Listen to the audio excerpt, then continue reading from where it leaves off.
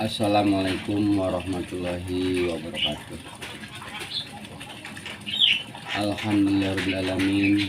Wa bihi nasta'in ala umuri dunya waddin. Wassalatu wassalamu ala ashrafil anbiya'i wal mursalin, amma ba'd. Yang saya hormati Pak Dosen Muhammad Satibi MPD.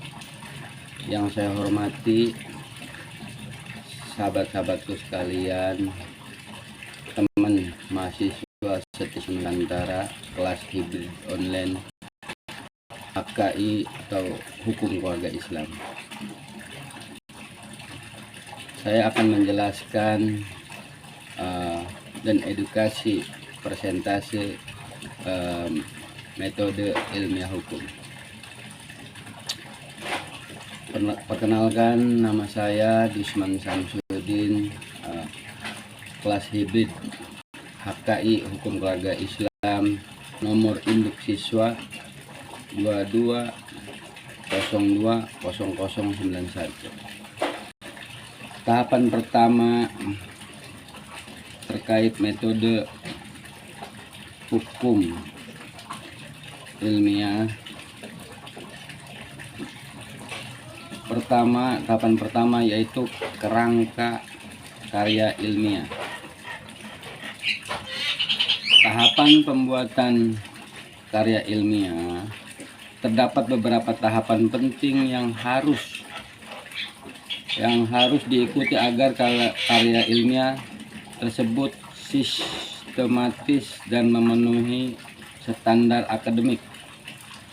Tahapan pertama adalah pemilihan topik penelitian, pemilihan topik yang harus relevan dengan bidang studi yang sedang diteliti serta mencerminkan masalah yang aktual dan penting untuk dikaji. Tahapan berikutnya adalah melakukan kajian literatur. Kajian ini melibatkan penelusuran terhadap berbagai sumber referensi yang berkaitan dengan topik yang dipilih. Setelah itu peneliti harus merumuskan masalah spesifik dan nantinya akan dijawab melalui proses penelitian.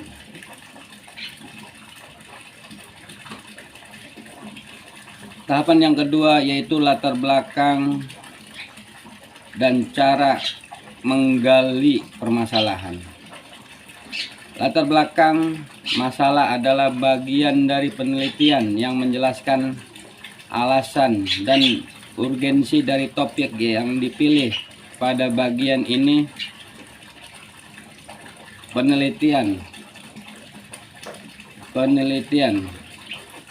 harus menguraikan kondisi atau fenomena yang melatar belakangi munculnya masalah yang teliti latar belakang. Juga harus mampu menjelaskan relevansi topik dengan situasi hukum yang ada serta menyajikan kajian awal dari berbagai literatur yang relevan.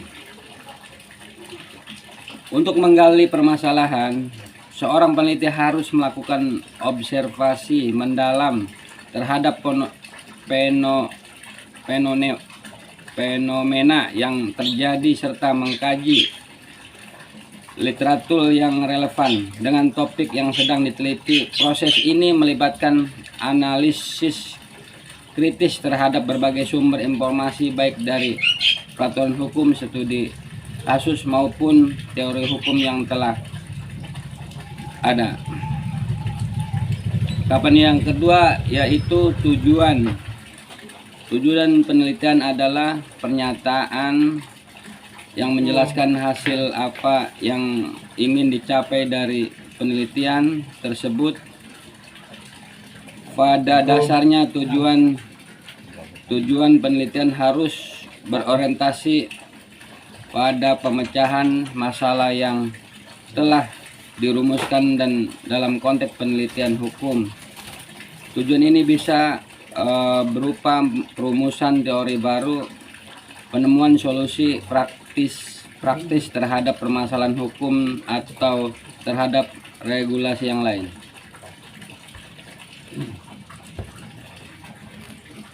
Sini.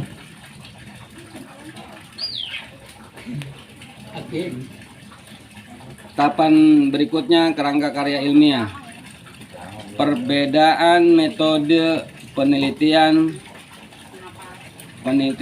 kualitatif dan kuantitatif.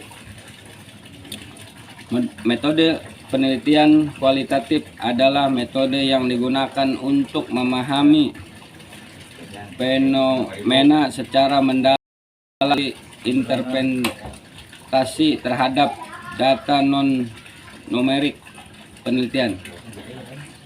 Ini berfokus pada pemahaman terhadap konteks, nilai-nilai, dan makna dari suatu fenomena sehingga hasilnya lebih bersifat deskriptif. Di sisi lain, metode penelitian kuantitatif menggunakan data numerik dan statistik untuk menguji hipotesis atau menjelaskan fenomena. Penelitian kuantitatif cenderung lebih terstruktur dan bertujuan untuk menghasilkan generalisasi atau temuan yang dapat diukur secara objektif. Begitulah persentase metode karya ilmiah. Apabila ada kekurangan atau ya kesalahan, ya mohon maaf. Terima kasih buat teman-teman sekalian dan Pak Dosen Muhammad Satibi MPD. Saya akhiri, assalamualaikum warahmatullahi wabarakatuh.